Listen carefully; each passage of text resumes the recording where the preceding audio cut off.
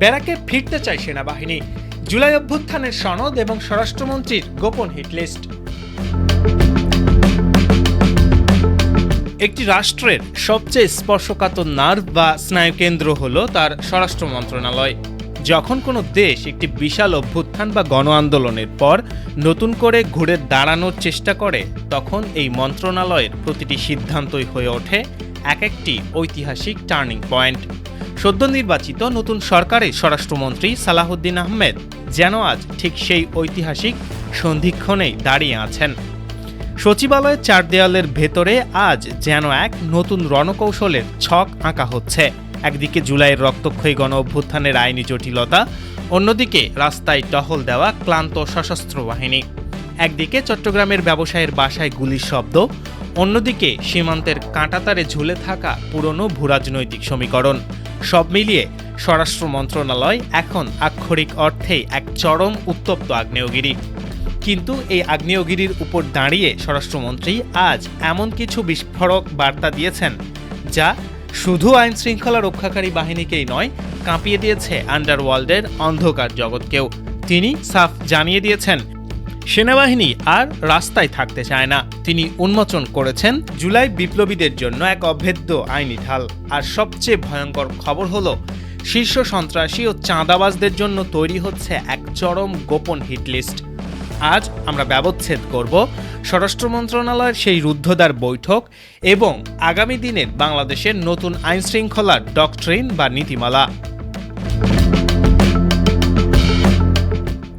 গত কিছুদিন ধরে দেশের রাজনৈতিক অঙ্গনে এবং সামাজিক যোগাযোগ মাধ্যমে একটি বিশাল ধূম্রজাল বা গুজব উড়ে বেড়াচ্ছিল।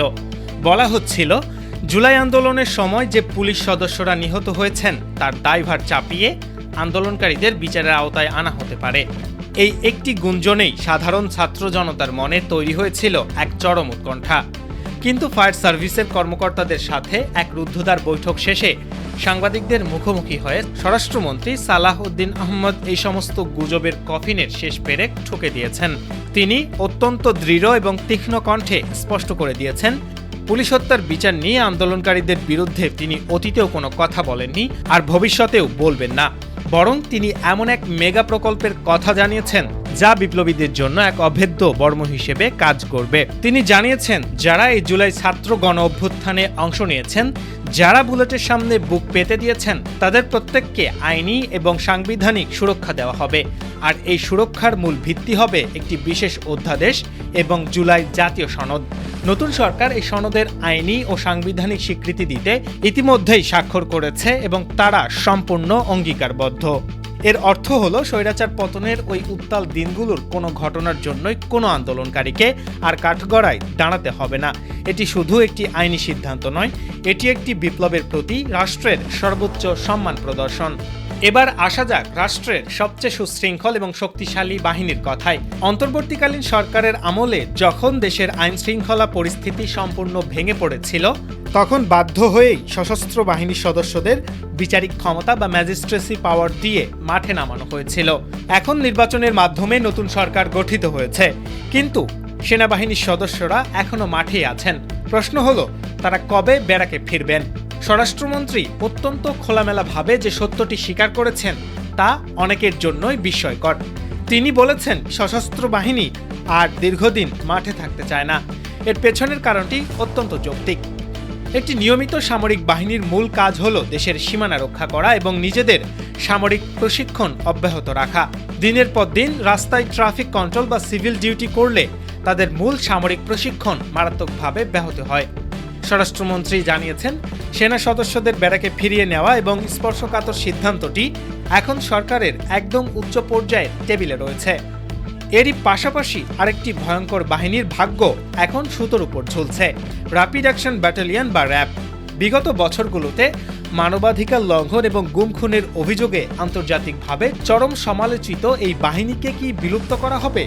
স্বরাষ্ট্রমন্ত্রী কোনো রাগঢাক না রেখেই বলেছেন, বাস্তবতা বিবেচনা করেই র্যাব বিলুপ্ত করার বিষয়ে চূড়ান্ত সিদ্ধান্ত নেওয়া হবে। অর্থাৎ র্যাবের অস্তিত্ব এখন আক্ষরিক অর্থে এক চরম সন্ধিক্ষণে দাঁড়িয়ে। রাজনৈতিক পালাবদলের এই ডামাডোলের সুযোগ নিয়ে দেশের আন্ডারওয়ার্ল্ড বা অন্ধকার জগৎ কি আবার মাথাচাড়া দিয়ে উঠছে? সম্প্রতি বাণিজ্যিক রাজধানী চট্টগ্রামের এক শীর্ষ ব্যবসায়ীর বাসায় প্রকাশ্যে গুলির ঘটনা এবং নরসিংদীর চাঞ্চল্যকর ধর্ষণের ঘটনা সাধারণ মানুষের মনে চরম আতঙ্কের জন্ম দিয়েছে। কিন্তু স্বরাষ্ট্রমন্ত্রী সালাহ উদ্দিন আহমদ আজ আন্ডারওয়ার্ল্ডের ডন, শীর্ষ সন্ত্রাসী এবং চাঁদাবাজদের জন্য এক ভয়ঙ্কর বার্তা দিয়েছেন। তিনি সাফ জানিয়ে দিয়েছেন, কোনো ঘটনাতেই অপরাধীদের এক চুলও ছাড় দেওয়া হবে না।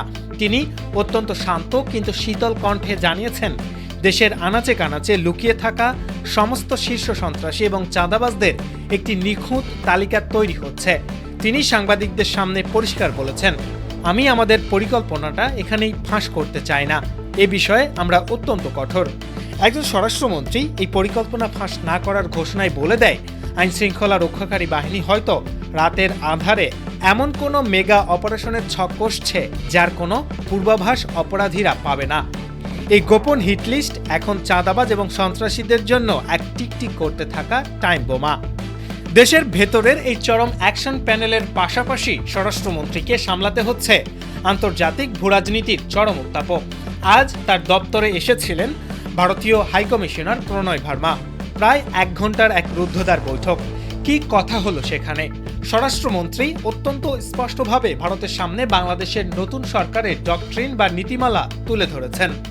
তিনি বলেছেন, ভারতের সাথে সম্পর্ক চলবে শুধুমাত্র পারস্পরিক সমমর্যাদার এবং ডিগনিটির ভিত্তিতে, কোনো নতজানু নীতি নয়। সবচেয়ে বড় কথা, তিনি বর্ডার বা সীমান্তে হত্যার বিষয়ে জিরো টলারেন্স নীতি ঘোষণা করেছেন।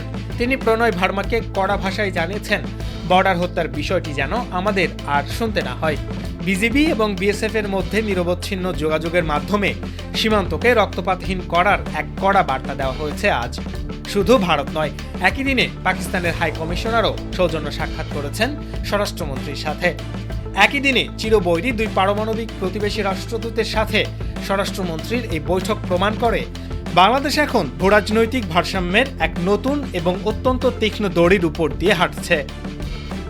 জুলাই বিপ্লবীদের জন্য সাংবিধানিক ঢাল, সশস্ত্র বাহিনীকে ব্যারাকে ফেরানোর ছক, আন্ডারওয়ার্ল্ড কাঁপানো গোপন হিটলিস্ট এবং ভারতের চোখে চোখ রেখে সমমর্যাদার কূটনীতি। স্বরাষ্ট্রমন্ত্রী সালাউদ্দিন আহমদ আজকের এই প্রতিটি বার্তা প্রমাণ করছে, রাষ্ট্রকাঠামো এখন আর কোনো পুরনো ছকে বন্দী নেই। কিন্তু এই মেগা পরিকল্পনাগুলো কি শুধু কাগজের ফাইলে সীমাবদ্ধ থাকবে? শীর্ষ সন্ত্রাসীদের ওই গোপন তালিকা ধরে কবে শুরু হবে সেই মেগা অপারেশন? আর র্যাবের ভবিষ্যৎ নিয়ে সরকার শেষ পর্যন্ত কি সিদ্ধান্ত নেবে? স্বরাষ্ট্র মন্ত্রণালয়ের পর্দার আড়ালের প্রতিটি খবর, আন্ডারওয়ার্ল্ডের এক্সক্লুসিভ আপডেট এবং নতুন সরকারের আইনশৃঙ্খলা নীতির চুলচেরা বিশ্লেষণ জানতে চোখ রাখুন আমাদের চ্যানেলে। এতক্ষণ দেখছিলেন ইকো অফ বাংলাদেশ। প্রতিদিনের এমন নিউজ আপডেট পেতে সাবস্ক্রাইব করুন আমাদের চ্যানেল, সেই সাথে অন করে রাখুন বেল আইকন।